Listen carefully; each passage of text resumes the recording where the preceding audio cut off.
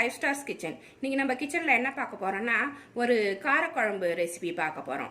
கொண்டக்கடலை, கத்திரிக்காய், முருங்கைக்காய் மூணும் சேர்த்து போட்டு நல்லா சூப்பராக இன்னைக்கு காரக்குழம்பு வைக்க போகிறோம். அது எப்படி செய்யலான்னு வாங்க பார்க்கலாம். அதுக்கு முன்னாடி நம்ம சேனலை சப்ஸ்கிரைப் பண்ணி வச்சுக்கோங்க. கூடவே இருக்கிற பெல் ஐக்கானையும் ப்ரெஸ் பண்ணி வச்சுக்கோங்க. Thank you friends. இப்போ கத்திரிக்காய், முருங்கைக்காய், கொண்டக்கடலை போட்டு காரக்குழம்பு வைக்க போகிறோம். அதுக்கு நான் கத்திரிக்காய் எடுத்து வச்சுருக்கேன். குட்டி கத்திரிக்காய் தான் இன்றைக்கி நான் போய் மார்க்கெட் போயிட்டு செலக்ட் பண்ணி கொண்டு வந்தேன். பெரிய கத்திரிக்காயாக இருந்துச்சுன்னா 4ஆக கட் பண்ணிக்கோங்க. இந்த மாதிரி சின்ன கத்திரிக்காயாக இருந்துச்சுன்னா இந்த மாதிரி 2ஆக கட் பண்ணாலே போதும். பெருசாக இது 4ஆக கட் பண்ணும்போது என்ன ஆகும்னா குழம்புல போட்டு கொதிக்கும்போது இது உடஞ்சி போயிடும். அதுக்காக தான் நான் 2ஆக கட் பண்ணி வச்சுருக்கேன். பெருசாக இருந்தால் 4ஆக கட் பண்ணிக்கோங்க. ஒரு 2 முருங்கைக்காய் சின்ன சின்னதாக கட் பண்ணி வச்சுருக்கேன். கொண்டக்கடலை 1 கப் கொண்டக்கடலை நைட்டே ஊற வச்சு காலையில் குக்கரில் கொஞ்சம் உப்பு போட்டு வேக வச்சு எடுத்து வச்சுருக்கேன். இது எப்படி செய்யலான்னு வாங்க பார்க்கலாம். இப்போ வானல் ஒன்று சூடு பண்ணியிருக்கேன். அதில் கொஞ்சமாக ஒரு 4 ஸ்பூன் நல்லெண்ணெய் ஊற்றி அதை சூடு பண்ணியிருக்கேன். இப்போ இதில் ஒரு 50 கிராம் சின்ன வெங்காயம், ஒரு 2 தக்காளி இதில் போட்டு வதக்கிக்கணும்.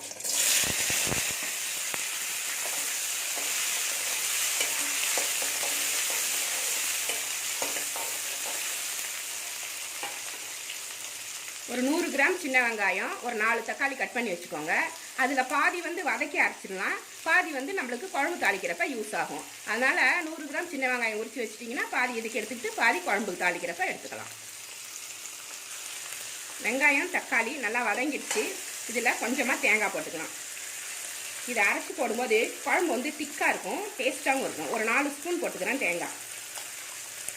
உங்களுக்கு எவ்வளோ குழம்பு வைக்கிறீங்களோ அதுக்கு அந்த மாதிரி போட்டுக்கோங்க. நான் ஒரு 4 ஸ்பூன் போடுறேன். இது கூடவே ஒரு 1/2 ஸ்பூன் சோம்பு, 1/2 ஸ்பூன் சீரகம் போட்டுக்கிறேன். இதையும் சேர்த்து லேசாக வதக்கிட்டு இதை எடுத்து அரைச்சிடணும். மிக்சியில் போட்டு நல்லா டேஸ்ட்டாக அரைச்சி கொண்டு வச்சுக்கணும்.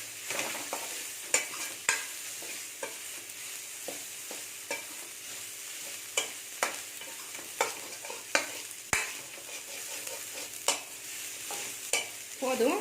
இதை நம்ம மிக்சியில் அரைச்சி எடுத்துகிட்டு வந்துடலாம். இப்போ அதே வானலில் கொஞ்சமாக எண்ணெய் ஊற்றிருக்கேன், நல்லெண்ணெய். அதில் கட் பண்ணி வச்சுருக்கிற இந்த கத்திரிக்காயெல்லாம் இதில் போட்டு லேசாக வதக்கி எடுத்துக்கலாம். வதக்கி போடும்போது நல்லா டேஸ்ட்டாக இருக்கும்.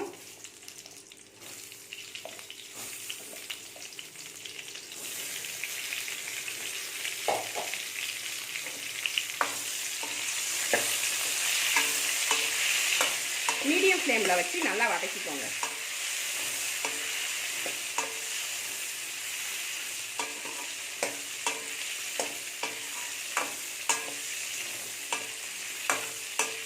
ஒரு பாதி அளவு வதங்கினா போதும். முழுசாக வதங்கி வேகணுன்றது இல்லை, குழம்புலையும் பாதி வெந்து போயிடும்.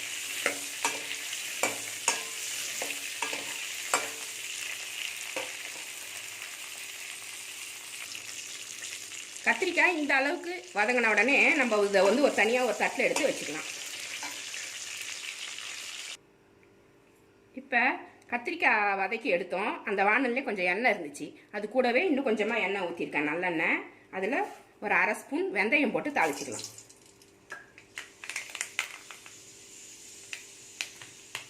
அது பொரிஞ்சிடுச்சு.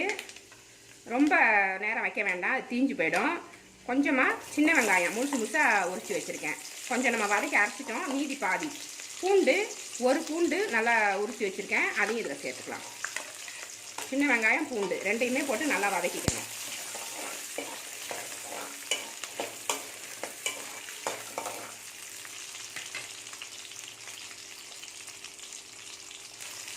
இது கூடவே கொஞ்சமாக கருவேப்பிலை போட்டுக்கலாம். அதையும் சேர்த்து நல்லா வதக்கிடலாம்.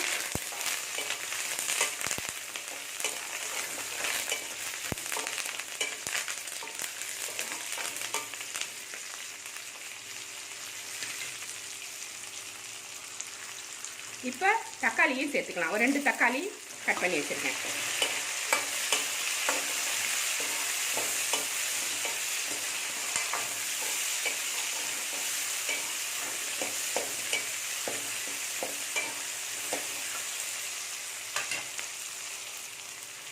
தக்காளி நல்லா வதங்கிடுச்சு. நம்ம அரைச்சிட்டு வந்த வெங்காயம் தக்காளி பேஸ்ட்டை இதில் போட்டுக்கலாம்.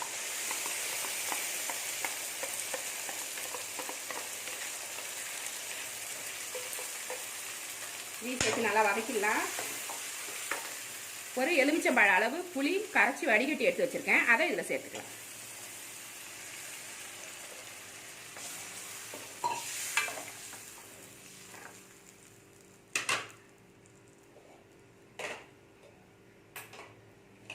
இப்போ கட் பண்ணி வச்சுருக்கிற முருங்கைக்காவை இதில் போட்டுக்கலாம்.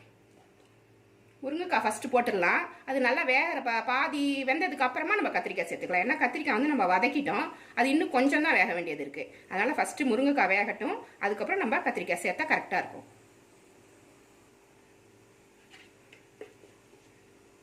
ஒரு அரை ஸ்பூன் மஞ்சள் பொடி போட்டுக்கலாம். குழம்புக்கு தேவையான குழம்பு மிளகாத்தூள் நான் போடுறேன் இன்றைக்கி.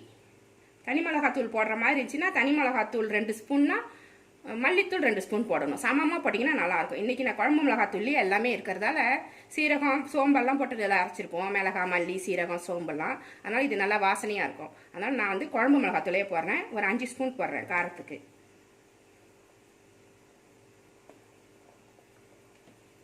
செக் பண்ணி பார்த்துட்டு அப்புறம் காரம் பத்தலை உப்பு பத்தலைன்னா கூட நம்ம போட்டுக்கலாம். உப்பு தேவையான அளவு.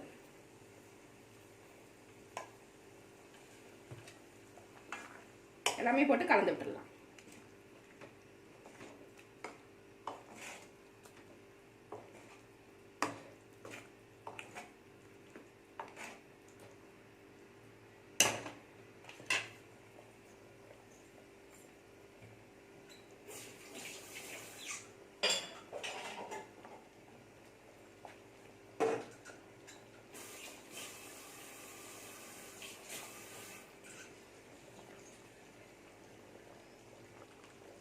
இப்போ கொண்டக்கடலை குக்கரில் வேக வச்சுருந்தேன், அதை அந்த தண்ணியோடவே ஊற்றிக்கலாம். இதுக்கு தனியாக ஊற்ற வேண்டாம். தண்ணி இதில் இருக்கிற தண்ணி இதுக்கு போதும். இதுலேயே இந்த முருங்கைக்காலாம் வெந்து போயிடும்.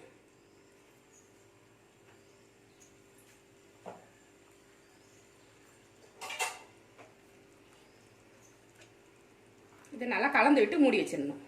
முருங்கைக்காய் வெந்ததுக்கப்புறம் கத்திரிக்காயை போட்டு இறக்கணும், அவ்வளோதான்.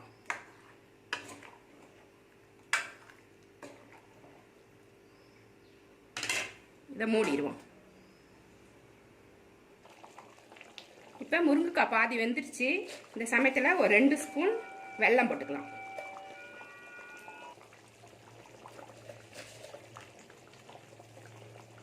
வெல்லம் போடும்போது காரம் புளிப்பு லைட்டாக ஒரு இனிப்பு, அப்போ தான் வந்து சமப்படும் குழம்பு, நல்லா டேஸ்ட்டாக இருக்கும்.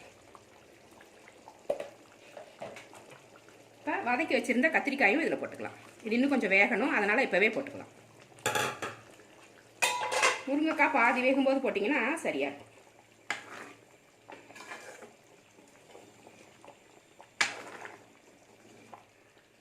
இப்போ செக் பண்ணிக்கோங்க, காரம் உப்பு எல்லாமே சரியாக இருக்கான்னு பார்த்து போட்டுக்கோங்க. வெல்லம் போட்டதுக்கு அப்புறமா செக் பண்ணுங்கள், அப்போ தான் உங்களுக்கு சரியாக தெரியும். வெல்லம் போட்டிங்கன்னா கரெக்டாக அந்த டேஸ்ட்டை வந்து மேட்ச் பண்ணி கொடுத்துரும்.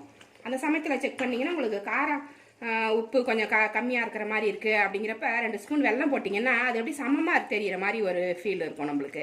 அதனால தான் வெல்லத்தை போட்டுட்டு செக் பண்ணுங்கள், சரியாக இருக்கும். சில சமயம் அதுவே சரியாக போயிடும்.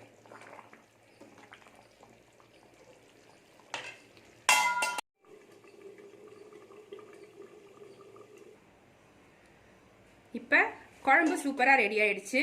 கத்திரிக்காயும் வெந்துருச்சு, கொண்டக்கடலை முருங்கைக்காய் எல்லாமே வெந்து ரெடி ஆகிடுச்சு. குழம்பு ரெடி ஆன உடனேவே நம்ம ஸ்டவ் ஆஃப் பண்ணக்கூடாது. ஸ்டவ் வந்து சிம்மில் வச்சுட்டு இந்த குழம்புக்கு ஒரு 5 நிமிஷமாவது சிம்மில் வச்சு மூடி வச்சுருங்க. அப்போ தான் நம்ம ஊற்றின நல்லெண்ணெய் எல்லாமே மேலே மிதந்து நல்லா வரும். இப்போ ரொம்ப டேஸ்ட்டாக இருக்கும். இந்த குழம்புக்கு கொஞ்சம் அதிகமாக நல்லெண்ணெய் ஊற்றினா நல்லாயிருக்கும். எண்ணெய் கத்திரிக்காய் குழம்பு தானே, அதனால் ரொம்ப நல்லாயிருக்கும். இது மாதிரி நீங்களும் உங்கள் வீட்டில் செஞ்சு பாருங்கள். இந்த டேஸ்ட்டான குழம்பு உங்களுக்கு பிடிச்சிருந்தா என்னோடய சேனலை சப்ஸ்கிரைப் பண்ணி வச்சுக்கோங்க. கூடவே இருக்கிற பெல் ஐக்கானையும் ப்ரெஸ் பண்ணி வச்சுக்கோங்க. Thank you friends.